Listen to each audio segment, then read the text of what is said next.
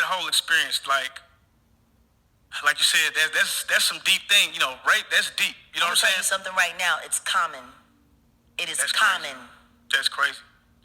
So how are these people able to keep going on with the career? What do you mean? Doing these heinous crimes. What do you mean? Like, I'm just saying. You ain't never had a boy that you know did a whole bunch of dirt and you let him make it? You telling me that never happened? You never had somebody in your life who you know was dirty, who you know did dirt, and you let him make it? I see what you're saying, but think about that on a corporate level. Right. On a corporate level. That's wild. R. Kelly was the first corporately sponsored pedophile in the United States. That's crazy. Everybody knew. That's why I couldn't really watch that documentary, because half of the people that was in there, I can't believe he did it. Nigga, you used to go get the bitches too. I watched you, dog.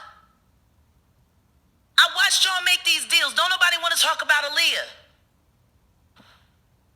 Don't nobody want to talk about that. Let's talk about it. There's certain things about that I won't talk about. I'll let Dame Dash talk about it. See, that's his business. And when he's ready to talk about it all, I'll corroborate every word that he says. But it's not my story to tell. But it's real. It's real. How does a 14-year-old girl get married and no adult in the family knew? Unless, I'm just saying. Had to give you a little Jaguar right now. Wouldn't be able to start my day right without listening to this queen tell us what is. Let it out, Jaguar. Let it out. But anyway, hello world. Welcome, welcome, welcome, or welcome back. I'm Goddess Dawn. It's Wednesday, August 12th, 2020.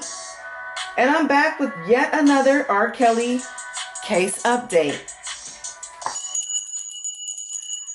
Yeah, I'm ringing bells because we got a couple of doozy stories that came in today, or yesterday actually. As we know, this is a marathon and not a sprint, and I'm built for it. So let's get into it. So there's a couple of stories, and the first one I'm going to focus on is the one being reported today that 3 R. Kelly associates have been charged by the feds for threatening his accusers.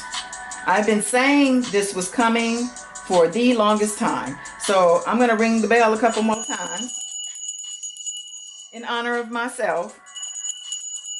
Yes. I'm going to read this article, but before I do, the feds are saying R. Kelly controlled a bank account with $1.2 million despite claiming lack of funds. So the fact that the feds have been arguing that he is a flight risk, that he, has been coercing and threatening, and, or he would if he was released. These two things right here solidify those arguments for the government. So I think that's why it's very important that, these people were arrested and that they say evidence. So let's get to the 3 men who were arrested. And I'm going to read the article from the Chicago Sun-Times. It says 3 arrested in scheme to threaten, bribe alleged victims of R. Kelly. One man allegedly discussed paying a victim $500,000 to keep her from cooperating with the feds. Another threatened to reveal sexual photos of victim, the feds say. Federal prosecutors in New York say they have charged 3 men in separate schemes to harass, intimidate, and bribe the alleged victims of R&B singer R. Kelly, who faces charges there and in Chicago. Criminal complaints have been unsealed in federal court in Brooklyn, charging Richard Arlene Jr., 31, Donnell Russell, 45, and Michael Williams, 37. In the schemes, according to the U.S. Attorney's Office in Brooklyn, the feds said all 3 have ties to Kelly. Arlene was arrested in his hometown of Dolton and appeared before U.S. Magistrate Judge Young Kim in Chicago, prosecutors said. They described him as a self-proclaimed longtime friend of Kelly. His scheme allegedly involved discussing a $500,000 payment to a victim to keep her from cooperating with the government, according to feds. During a recorded phone call, Arlene allegedly claimed he had been in touch with Kelly while Kelly was behind bars via a three-way call with another person. Arlene allegedly said, "If I had a way to talk to Rob, being next to him and telling him what's going on without nobody listening to, no feds, nobody, he's gonna pay her off to be quiet," adding, "She got too much. She got too much." Russell in Chicago is accused of harassing and intimidating an alleged Kelly victim after she filed a lawsuit against Kelly. The feds called him a self-described manager, advisor, and friend of Kelly. They say he threatened to reveal sexually explicit photos of her and to publicly reveal her sexual history if she did not end her lawsuit. Using an alias, he also allegedly created a Facebook page called Surviving Lies, a play on the title of the documentary series Surviving R. Kelly, and posted screenshots of text messages between Kelly and the victim. Williams of Georgia is separately accused of setting fire in June to an SUV parked outside of a Florida home where an alleged R. Kelly victim and others have been staying. He is described as a relative of an individual who once served as a publicist for Kelly. Kelly is charged with child pornography and obstruction of justice in a federal indictment in Chicago, and he faces a separate federal racketeering indictment in Brooklyn. For more than a year, he's been held in the Metropolitan Correctional Center in Chicago. His legal team repeatedly sought to have him freed this year due to the coronavirus pandemic. They are now challenging his detention before the Second U.S. Circuit Court of Appeals. However, prosecutors have repeatedly suggested Kelly might try to interfere with the case against him.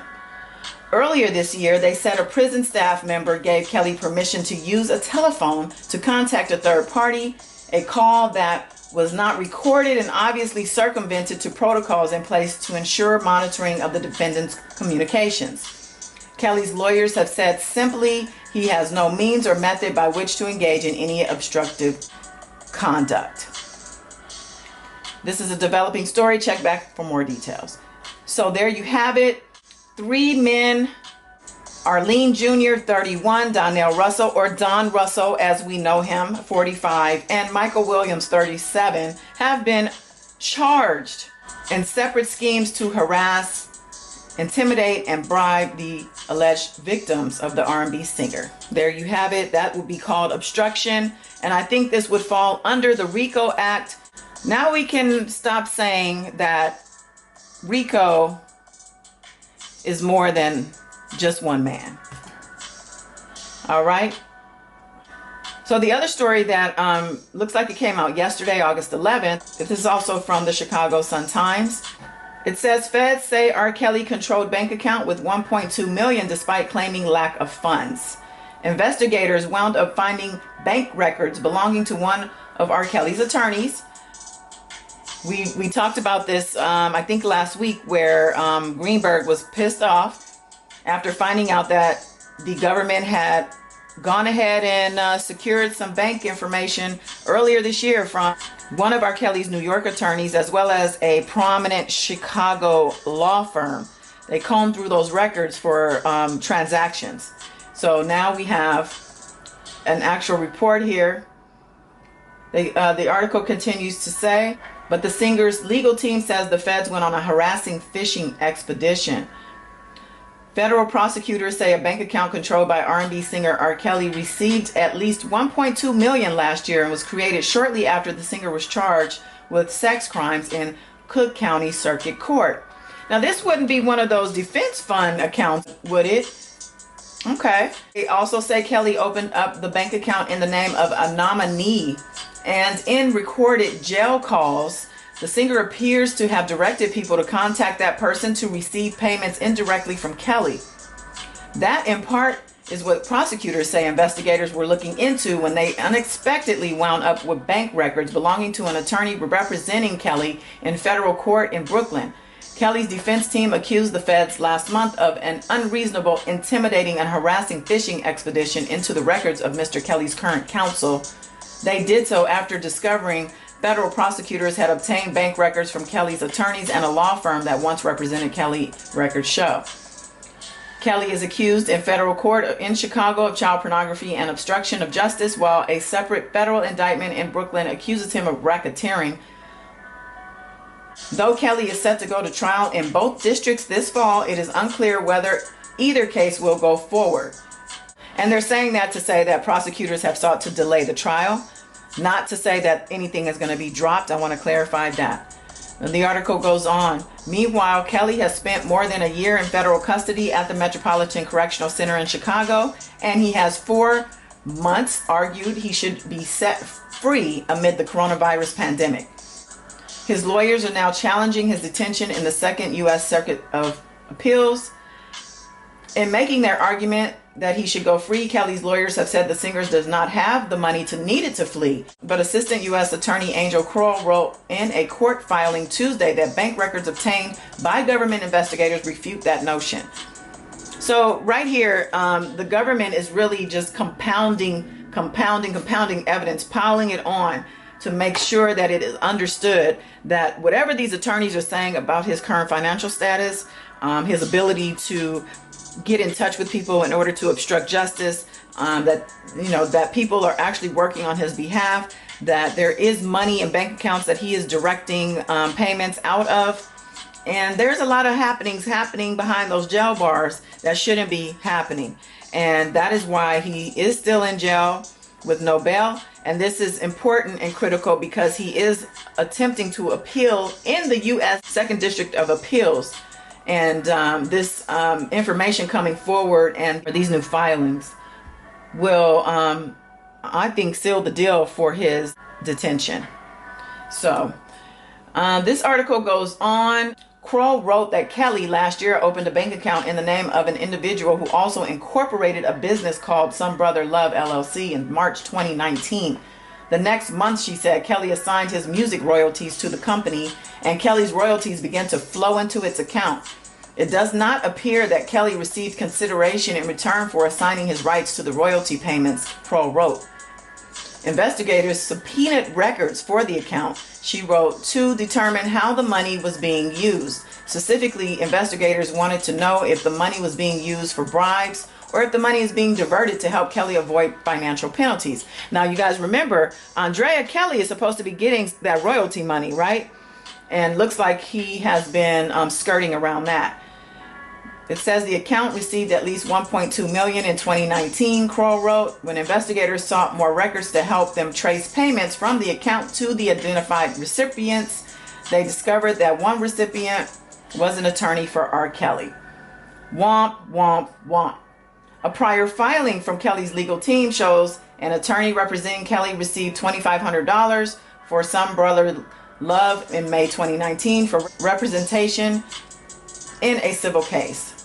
I'm supposed to be working, y'all. I'm taking a break to do this, but I'm going to come back live with this stuff probably tomorrow. I want to take some time to look into it, to read the court filings if they're available, which I'm sure they are.